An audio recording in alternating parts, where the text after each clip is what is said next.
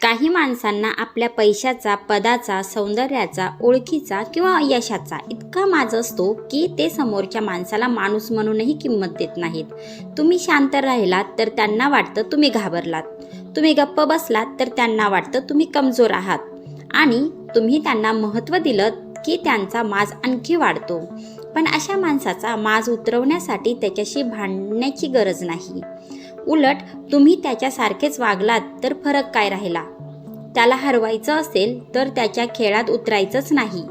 आजचे 5 पॉईंट लक्षात ठेवा, कारण यामध्ये समोरच्याला धडा शिकवण्यापेक्षा स्वतःची किंमत वाढवण्याचा मार्ग आहे. 1. त्याला भाव देणं बंद करा. माज आपोआप कमी होईल. घमेंडी माणसाला सर्वात जास्त काय हवं असतं? तुमचं लक्ष आणि तुमची प्रतिक्रिया. तो तुम्हाला टोमणा मारतो, तुम्ही लगेच उत्तर देता. तो तुम्हाला चिडवतो, तुम्ही रागवता. तो दुर्लक्ष करतो, तुम्ही त्याच्या मागे जाता. म्हणजे काय? तुमच्या भावनांची किल्ली त्याच्या हातात जाते. आणि ज्या क्षणी एखाद्याला समजतं की मी काहीही केलं तरी हा माझ्यावर प्रतिक्रिया देणार, त्या क्षणी त्याचा माज वाढायला सुरुवात होते. म्हणून पुढच्या वेळी तो तुम्हाला चिडवण्याचा प्रयत्न करेल. फक्त शांत राहा. प्रत्येक टोमण्याला उत्तर देऊ नका.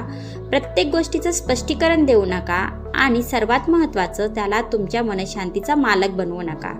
कारण काही लोकांना उत्तर देऊन आपण त्यांना शांत करत नाही, आपली शांतता गमावतो. 2. एकदा अशी सीमा आखा की पुन्हा तुमच्याशी तसं बोलण्याची हिंमत होणार नाही. सहनशील असणं चांगलं आहे, पण स्वतःचा अपमान सहन करत राहणं चांगलं नाही. काही लोक पहिल्यांदा मर्यादा ओलांडतात. आपण दुर्लक्ष करतो, दुसऱ्यांदा तसंच करतात.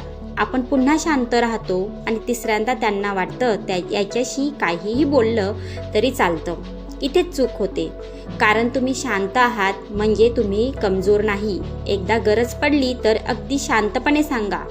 तुमचं मत तुम्ही मोकळेपणाने मांडा, पण माझ्याशी अपमानास्पद पद्धतीने बोलणं मला मान्य नाही. बस. ना भांडण, ना आरडाओरडा, ना शिवीगाळ, फक्त तुमची सीमा स्पष्ट. आणि ही सीमा सांगितल्यानंतर ती स्वतःही पाळा. कारण तुम्हीच तुमच्या मर्यादा मोडत राहिलात तर दुसरा माणूस त्या का पाळेल? स्वाभिमान म्हणजे प्रत्येकाशी भांडण करणं नाही, कुठे थांबायचं हे माहीत असणं आहे. 3. त्याच्यासमोर स्वतःला सिद्ध करणं बंद करा. हा पॉईंट खूप महत्त्वाचा आहे. एखादा घमंडी माणूस तुम्हाला म्हणतो, तुझ्यात एवढी क्षमता नाही, तू हे करू शकणार नाही, तू माझ्यापेक्षा कुठेच नाहीस. आणि आपण काय करतो? त्याला चुकीचं सिद्ध करण्यासाठी स्वतःची झोप उडवतो. आपण सतत विचार करतो, त्याला कसं दाखवू की मी त्याच्यापेक्षा कमी नाही. पण थांबा, तुम्हाला स्वतःची किंमत सिद्ध करण्यासाठी त्याची परवानगी का हवी? ज्याला तुमची किंमत समजत नाही त्याच्यासमोर स्वतःची किंमत सिद्ध करण्यात आयुष्य घालवू नका. तुमचं काम करा, तुमची प्रगती करा, तुमचं आयुष्य जगा. कारण तुम्ही जितकं त्याला प्रभावित करण्याचा प्रयत्न कराल तितकी त्याला तुमच्या आयुष्यात जास्त जागा मिळेल. आणि ज्या दिवशी तुम्ही म्हणाल, तुला माझ्याबद्दल काय वाटतं यापेक्षा मला माझ्याबद्दल काय माहीत आहे हे महत्त्वाचं आहे, त्या दिवशी तुमची खरी ताकद सुरू होते. प्रत्येकाला स्वतःची किंमत पटवून देण्याची गरज नसते. काही किमती फक्त दुरून दिसतात. 4. जिथे तो तुम्हाला कमी समजतो तिथे स्वतःची ताकद दाखवा. समोरचा म्हणतो तुझ्याकडून काही होणार नाही. तुम्ही काय करायचं? त्याच्याशी तासभर वाद घालायचा नाही. तुमच्या कामाला बोलू द्या. तो म्हणतो तुम्ही हुशार नाही, ज्ञान वाढवा. तो म्हणतो तुम्ही यशस्वी होऊ शकत नाही, मेहनत करा. तो म्हणतो तुमची काहीच किंमत नाही. स्वतःमध्ये अशी गुणवत्ता निर्माण करा की लोकांना तुमचं काम दिसेल. कारण बोलणं खूप सोपं असतं, कोणीही तुम्हाला कमी लेखू शकतं, पण तुमच्या जागी मेहनत करून दाखवणं प्रत्येकाला जमत नाही. म्हणून ज्याने तुम्हाला कमी लेखलं आहे त्याला शब्दांनी उत्तर देऊ नका, तुमच्या परिणामांनी उत्तर द्या. आज तो तुमच्यावर हसेल, उद्या कदाचित तुमचं उदाहरण देईल, पण त्याच्यासाठी तुम्हाला एक गोष्ट करावी लागेल. त्यांच्या आवाजापेक्षा तुमच्या देहाचा आवाज मोठा ठेवावा लागेल.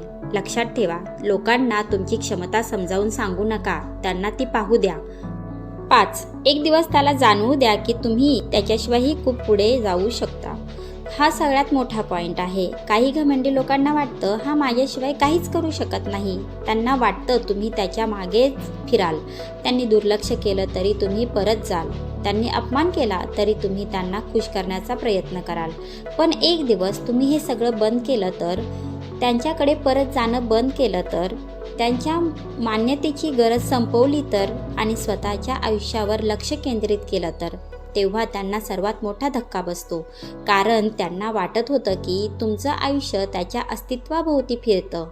पण जेव्हा तुम्ही त्यांच्या सावलीतून बाहेर पडता तेव्हा त्यांचा भ्रम तुटतो. आणि लक्षात ठेवा, तुम्ही कोणापासून दूर गेलात म्हणून तुम्ही वाईट होत नाहीत. कधीकधी स्वतःचा स्वाभिमान वाचवण्यासाठी अंतर ठेवावं लागतं. कधीकधी काही लोकांना गमावणं म्हणजेच नुकसान नसतं, तर स्वतःला पुन्हा मिळवणं असतं. आणि ज्या दिवशी तुम्ही त्यांच्या मदतीशिवाय, त्यांच्या कौतुकाशिवाय आणि त्यांच्या परवानगीशिवाय पुढे जाल, त्या दिवशी त्यांना एक गोष्ट नक्की जाणवेल, ज्याला मी माझ्याशिवाय काहीच नाही समजलो, तो तर माझ्याशिवायच खूप पुढे निघून गेला. म्हणून पुढच्या वेळी एखादा घमंडी माणूस तुम्हाला कमी लेखेल तेव्हा त्याच्याशी भांडू नका, त्याला शिव्या देऊ नका, त्याचा अपमान करून स्वतःची पातळी खाली आणू नका. फक्त 5 गोष्टी लक्षात ठेवा. त्याला भाव देणं बंद करा, तुमच्या मर्यादा स्पष्ट करा, त्याच्यासमोर स्वतःला सिद्ध करणं बंद करा, तुमच्या कामातून तुमची ताकद दाखवा आणि त्याच्याशिवाय पुढे जाण्याची हिंमत ठेवा. कारण शेवटी घमेंडी माणसाचा माज त्याला ओरडून उतरवता येत नाही.